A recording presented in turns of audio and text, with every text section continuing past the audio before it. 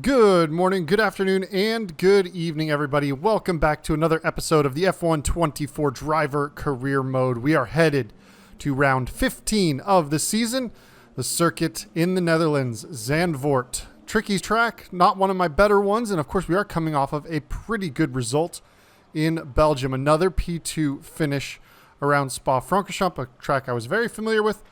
Zandvoort, a little less so, and it also involves kind of corners that I don't drive particularly all that great. But let's see if we can continue to keep the movement up the drivers' tables going, see if we can get into a decent spot. Of course, we're going to be well out of the reach of any kind of championship. It's only season one. But we are still trying to see where we can get to as far as overall results. I would expect kind of a drop back to form. It's not a pure straight line speed circuit where things like Monza and Spa are helped out by that, or tracks I'm very familiar with like Silverstone or Austria. But it's a fun track. Tricky track is Zandvoort, so we will see what I can get done. Does appear, at least according to the short version, the qualifying and race does look like it's going to be dry running in both of those, so that should help us out because Zandvoort can get very, very tricky when the rain starts falling. But let's take a look at any other messages and see if there's any extra good information for us. So let's take a peek and see. Of course, Verstappen leading the Drivers' Championship, Red Bull on top of the Constructors. Not a big surprise there. See any good weather, all good developments, and it's just going to be cloudy, so no real chance of rain. 23% is the highest for the race weekend, so it should be just a little bit of clouds. The only thing left to do as far as specialists, 100 miles over the race weekend, should be able to get that pretty well and truly done. But we're on a good run. And you exclude the DNF, we've been scoring points pretty much every single race weekend. So let's get some healthy engine components into the car. We are going to start looking at potentially needing to take a grid penalty on the energy store a little bit before the end of this season. Although, seems the wear isn't so bad in F1 24 that you're required to take multiple engine penalties throughout the season. But let's head over to qualifying.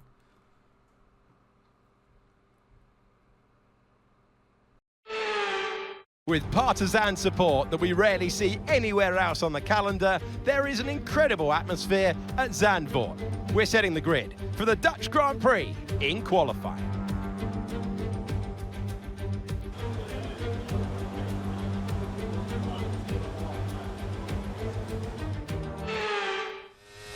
All right, so here we are rocking through the banking of the final corner, winding up for our first flying lap of this session. Headed down to turn one, find about a 70-75 meter, maybe a little bit too late on the braking zone for turn one, a little wide through Tarzan corner.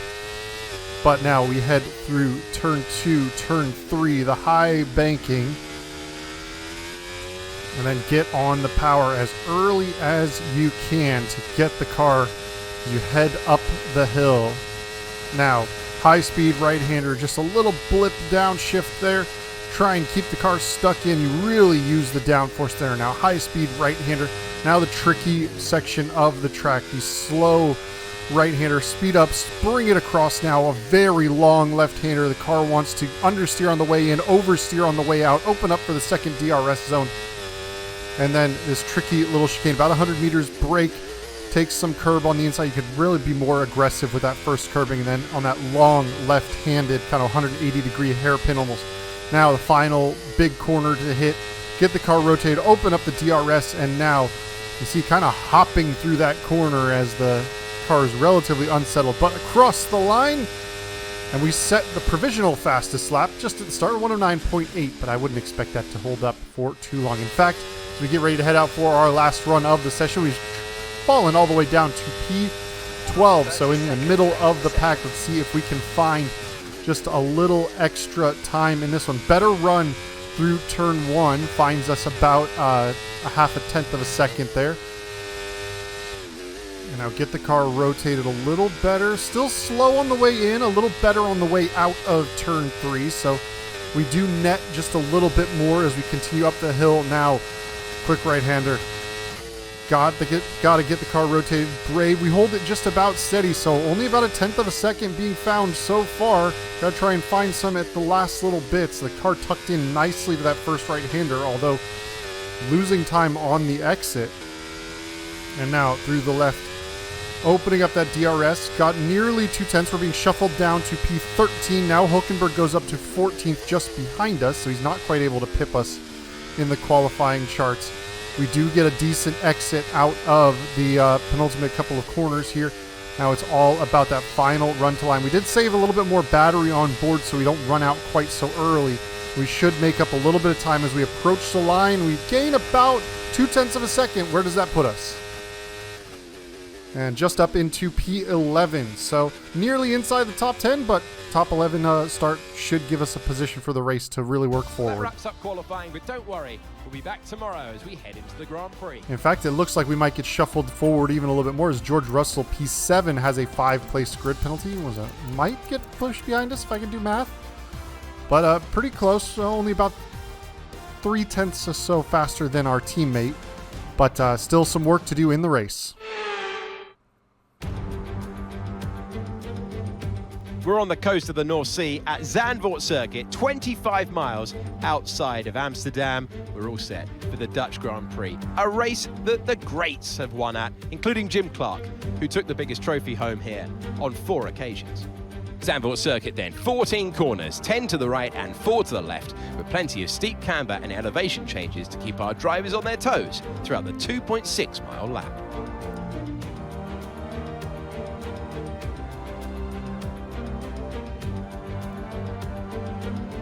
Let's run you through the driver grid order for today's exciting race. Max Verstappen put in a fantastic lap yesterday and he'll start from pole position.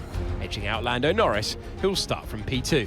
As we continue through the rest of the grid today, we have Fernando Alonso, Sainz, Leclerc, Oscar Piastri, Stroll, Perez, Hamilton, Old-Timer, Russell, Tsunoda, Albon, Ricciardo, Hulkenberg, Gasly, Joe, Bottas, Ocon, and Logan Sargent. That's it then. It's time to go racing as we head down trackside for today's race. It's race day. It's going to be a thriller. I'm Alex Jakes. Alongside me is Naomi Schiff. Now, those final hours before a race, did you have a routine? Well, every driver certainly has their own way of preparing themselves before a race. But I can tell you that pre-race rituals are a real thing. When I was in go-karting, I used to touch every wheel in a specific sequence before I got into the kart. And then I stepped up to cars and had a specific set of fireproof base layers just for race day. So watch the drivers when they're on the grid. Some may be sitting on the floor and isolating, others may be up to other things that they do. But these little things really help their minds get ready for the race.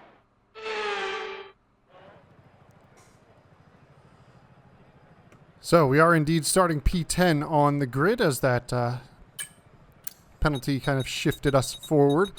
Getting dialed in should be a pretty straightforward default strategy. Soft onto the medium. Should have plenty of life in the tires to do so. Maybe think about going one lap earlier, or maybe do we even go with the alternate? Does look like the alternate is a potential strategy, so we are going to go with the alternate. Start on the mediums first. So here we go. 5 red lights coming up. Wait for those to go out. And away we go off the line. Not too bad considering the medium tires. A little bit of wheel spin as Russell's going to get right back through us. We're going to take to the outside of turn 1. That does tend to allow us to pull alongside George. And now we are going to have the inside for turn 3, leaving him space on the inside of turn 2. And now into turn 3. He's going to swing around the outside. He may be able to get a good release off the corner, and he does. By taking that higher line, you carry a little more minimum speed up at the top. So we do shuffle back to 11th, but I was expecting with these medium tires to fall back a position potentially at the start. So only 1 spot dropped is fine. If we can just stay attached to this lead group of cars on the medium tires, maybe make a position or 2 in the opening stint, then we should have some very good tires at the end by going on to the softs in order to really attack. But it really comes down to staying with these soft tires at the opening stages of the race when the soft tires have their biggest performance advantage over the mediums. As that race goes on, those mediums will drop off, or softs will drop off faster than my mediums, and I should be able to start reeling in a couple of the cars I've hung with before. But we do have Danny Rick right on the gearbox of us, 2/10 back in the slipstream quite nicely. So we are going to have to keep an eye out for him as the race goes. He may be looking at some opportunistic maneuvers. And the car is very dirty around here. Apparently picked up a ton of dirt throughout the practice sessions, and we're just covered in sand. We are on the beaches through the sand dunes of Zandvoort, but just trying to stay with it. So it looks like we've just about hung with that 1 second margin with the Mercedes up ahead. So we will start to get that DRS assistance. Still having to burn quite a bit of battery in order to maintain, but Zandvoort really highlights, especially this second sector, the change of direction with all that downforce of an F1 car. That over the top of the hill right-hander, and then of course that quick flicking right-hander as you're at the bottom hill, rear wing flipping open and trying to chase down the Mercedes ahead of us. Since we are down in P11, if we do lose touch with that lead group, that kind of spells the end for points unless there's any kind of retirement. So we really have to work hard. In fact, it looks like we've lost the DRS to the car ahead. So here comes Daniel Ricciardo in the slipstream with the DRS, closing. He's not quite going to get close enough to pull out and try and make a move alongside. So the medium tires struggling to keep up with those soft tires up ahead at the early stages. Can we reel them back in as this race goes on? Danny Rick taking a bit of a wide line over those curbs. Some serious bouncing as he gets on the power out of turn 3. And turn 7. Yeah, we see 1.6 seconds back of George Russell already. And we've burned tons of battery. A little snap of oversteer. That quick right-hander as we are really stressing the tires through this opening phase of the Grand Prix. Now it's got to be a situation to try and get some battery back in the car. Unfortunately, we have to use battery in order to defend and hold our position. Still setting personal best through the first 2 sectors, so we are increasing. We do find a bit of time in these slower sections compared to the cars up ahead, but still hanging out about 1.6 seconds. And now, is it even going to be worth burning battery to try and defend from the Cash App RB of Ricciardo? The answer is no. So he goes right through, but a big lockup from Danny Rick. Luckily, he peels off the racing line. Usually when the AI has those lockups, they slow way down, and it's just an instant rear end of the car in front of you. But that time he peels off the line. We're able to avoid him, even though there wasn't a whole lot of action taken to avoid him. But has cost us a chunk more time. We're now 2.4 seconds back of George Russell out in P10. And where we once had Ricciardo, we now have Alex Albon here to pressure us in this one. So Ricciardo was able to tuck back into the train, just 1 position loss. He's now in P13. And now we have some work to do. It looks like one of the Red Bulls on the track map is starting to break away from the pack ahead of the McLarens. And we are already starting to no longer put in personal best sectors. So tire degradation fairly high around here.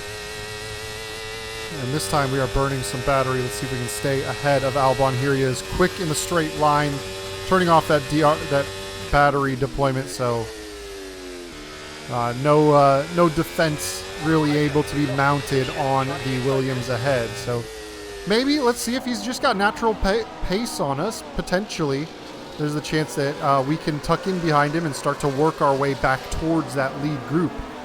If that is the case, let him use up his soft tires, use the clean air. If we can stay attached to him, that's going to be very, very important. But you can see he's already starting to open up a bit of a gap in distance. So race pace doesn't seem to be very good for us at the early stage of the Grand Prix here. Maybe it's the tire differential, but maybe it's just my lack of comfort with the circuit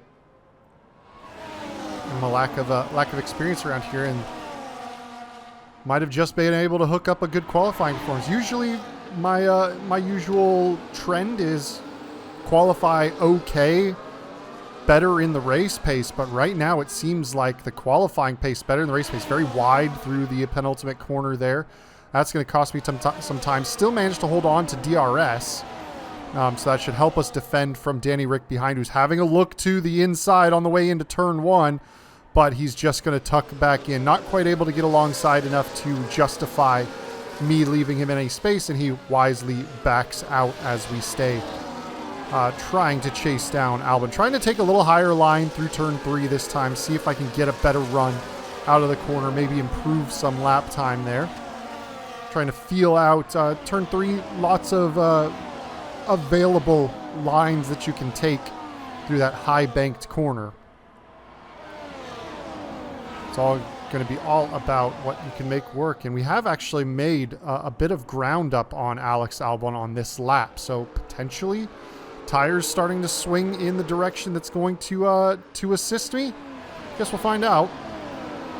We'll have to see what the time gap starts to look like to the group ahead of Albon and myself as well. Does look like it. Oh, big pile up in the back. Looks like Yuki Tsunoda is around, and a full safety car is called. So we stayed out. Nobody came in. It just bunched the field up because it's such an early safety car. But here we are getting back to racing. It does allow us to close up to the gap, and we get a very good launch off the corner. Have to lift out because we cannot pass Albon until the start-finish line. But we do get up the inside, hard on the brakes, and now does look like potentially the safety car helped us out quite a bit. We're up into P9 now. I think somebody has taken a cheeky pit stop. Looks like I'm trying to check the colors of the cars in the train, and maybe a Red Bull. It looks like a Red Bull has come into the pit lane. In fact, both Red Bulls look like they're now behind us. So trying to get the tires up to temperature, it's very tough, and there's somebody slow moving and wide off the track as the cold tires have no grip. We're starting to get them warmed up, but that's allowing Albon to attack around the outside as we rejoin, but Danny Rick out of the session, so unfortunate retirement from him, and a lack of good tire prep on the final safety car laps is costing us quite a bit. You can see tire temperature graph there. The front right still under temperature, so ice cold left-handers are going to be a bit tougher. Luckily, we're very heavy on right-handers around this circuit, so it's not going to affect us too many times. But let's jump ahead. Lap 15 of 36. Max Verstappen has managed to chase his way back up to us, so one of the Red Bulls that came into the pit lane, and we are up another spot as one of the Aston Martins is into the pit lane as well. So we're getting to the area where the soft tire runners are starting to make their pit stops. Verstappen on another set of softs, so I believe he's going to be locked into two-stopping this race, if I'm not mistaken. But we have managed to stay with this group of cars, a little wide through the right-hander. But the medium's holding up decently.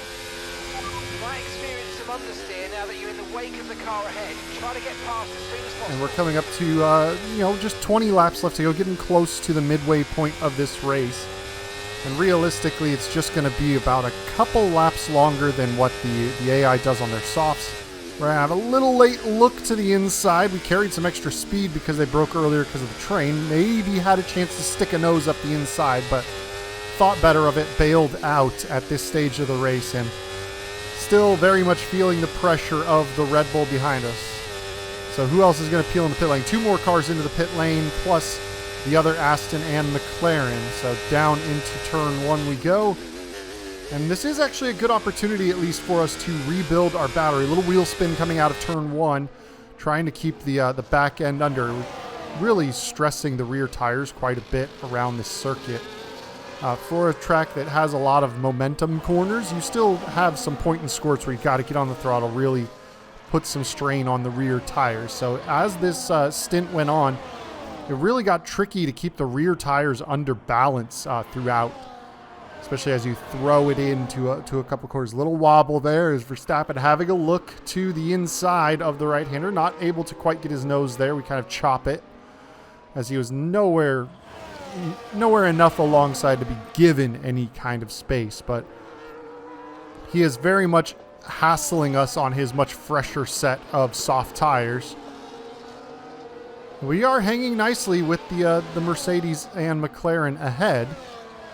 I would expect they will likely pull into the pits on this lap. And indeed, at least the Mercedes and the McLaren pull in as well. Yes, they both pull into the pit lane. And that is going to have us cross the start-finish line, I believe, if I'm not mistaken, in the lead of the race. So leading some laps here.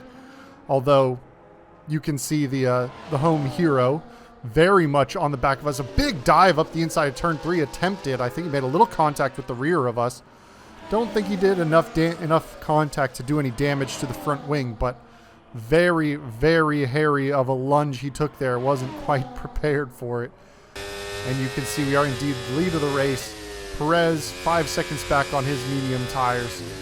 And we are just out at the half distance of the race. 18 of 36 laps done. And I would estimate pretty easily that Verstappen is going to clear us down the pit straight. In fact, he might have a little lunge into this DRS zone. Nope, he's going to stay back of it.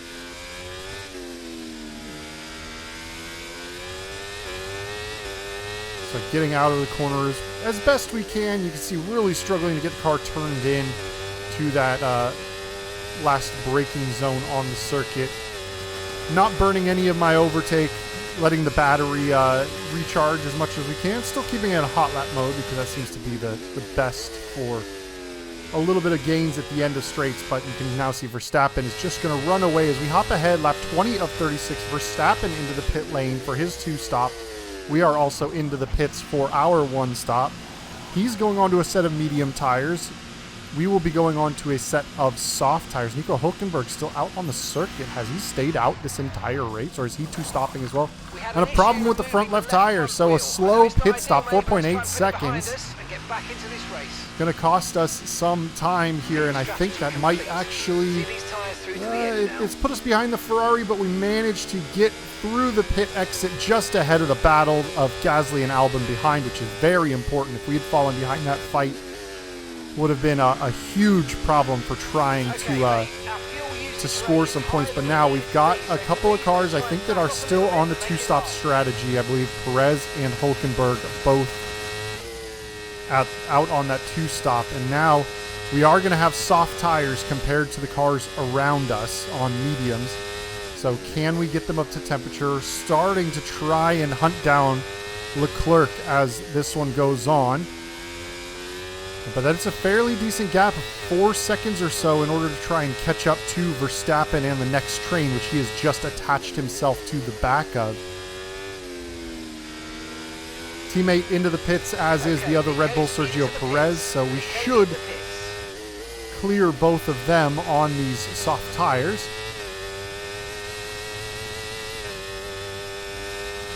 We've managed to stay in the DRS of Charles Leclerc. Down the pit straight we go, and you can see both of those cars now looking to rejoin all over the gearbox of Leclerc with the extra grip that we have. We really need to try and clear him as quickly as possible in order to not lose any time. So trying to get a good run out of turn 3, taking a little bit of an alternate line. Alongside him we go. Burn some of that overtake, and through we go. So not a conventional overtaking opportunity, but when you have a significant tire delta like that, it allowed for very good drive out of turn 3 in order to get higher minimum speed through the corner and start getting on the power earlier. And you can see we have managed to clear him and get ahead quite nicely. And now we are just pressing on about 4 seconds, 4.5 I think it relatively was at this point, to close up to the next train of cars, which is a train. So it is going to be slowing themselves up a little bit because of how they're stacked up. But also we have these soft tires available to us. So we might have, and I'll have to take a look and see, I don't believe, no, we in fact cleared the DRS of Leclerc. So we were able to get just far enough ahead to where he wasn't going to get that slipstream plus DRS on us to try and re-attack, which is very important on this first lap. He does close back up into it down the straight. He's now only 0.7 back. 4.7 seconds the gap to Verstappen. So we do have a decent chunk of work left to do in this one. Only 13 laps left to go, but we are inside the points-paying positions, and Leclerc holding on decently. So jump ahead, lap 29 of 36. Verstappen has been picking his way through this group. We've finally closed up to the back of this fight. George Russell defensive to the inside of turn 1. We still have good grip in these soft tires, trying to go around the outside. We managed to get decent drive. He's going to have the inside for turn 2, and that'll give us the inside for turn 3. So up another position, up into P8. Now taking a look at the back of the Aston Martin of Lance Stroll ahead of us. Looks like Ferrari and Alonso making up the 1 and 2 out ahead. Verstappen has now gotten into P3, so his two-stop strategy actually working out quite nicely for him because of his pace. Has managed to get through this line of cars quite decently. We need to try and replicate the same with the soft tire. But let's hop ahead. Lap 31 of 36. We weren't really able to make any impressions on Stroll for the next lap or so. But this time, a good run out of the final corner. Stroll once again defending the inside. We're trying to replicate what we did with George.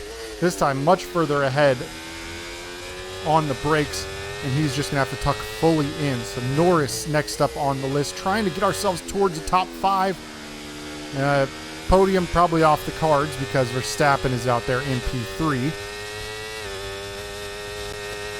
But it's all about the balance, trying to get some battery recharge. In fact, a fastest first sector of the race thanks to that maneuver. But we're going to jump ahead, lap 35, about to start lap 36. The tires definitely started dying off at this stage of the race. You can see 54% wear on that front left tire has taken some serious punishment. And it really wasn't able to quite reel Norris all the way in. Although this train has managed to catch up to Leclerc.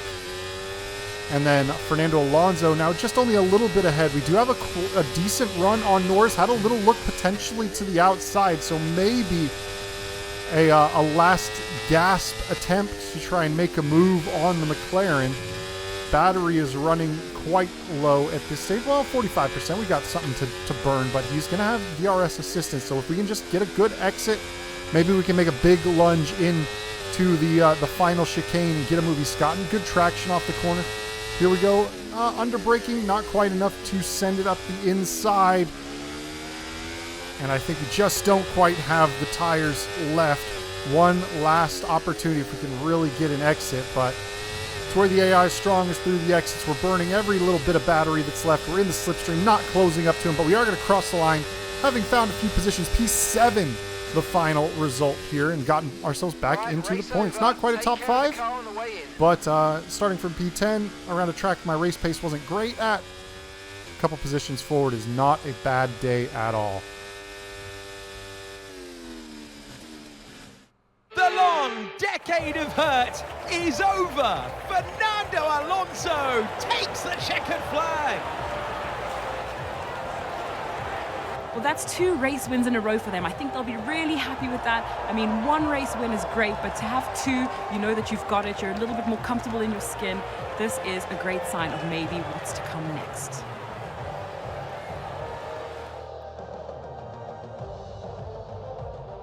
The Aston Martin team will be very happy with today's performance and the final result. Another display of excellent driving and excellent teamwork, and a well-deserved first-place finish.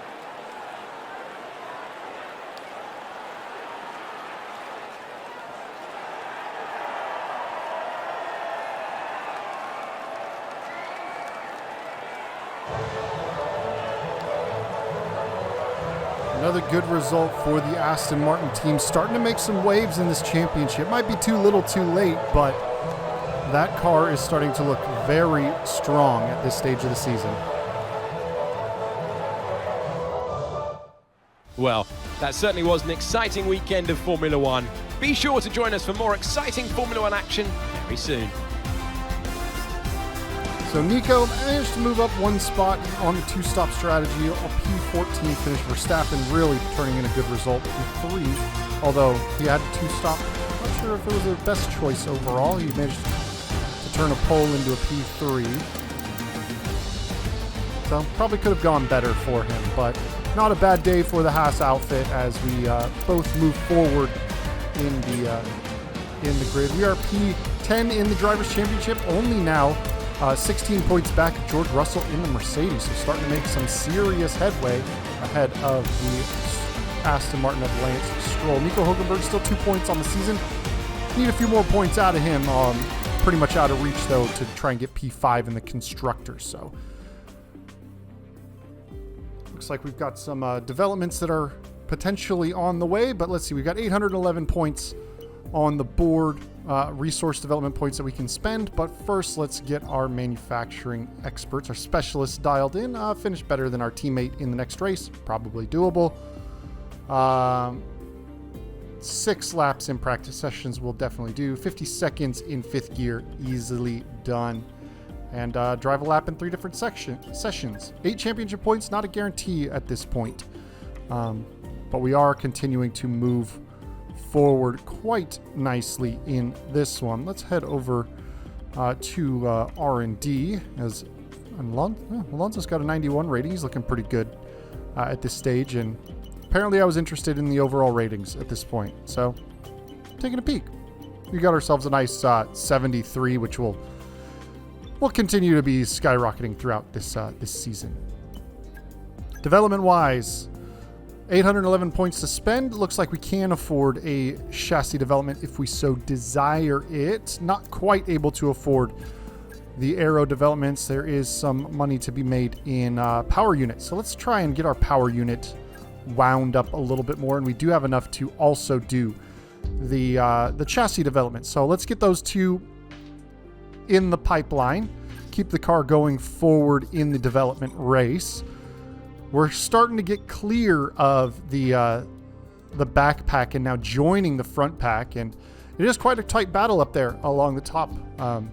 Red Bull, Ferrari, McLaren, Mercedes, Aston, and we are actually closing quite a bit on Aston with our upgrades that took us into Zandvoort. So only one in the pipeline, and it's successful, a chassis development before Monza.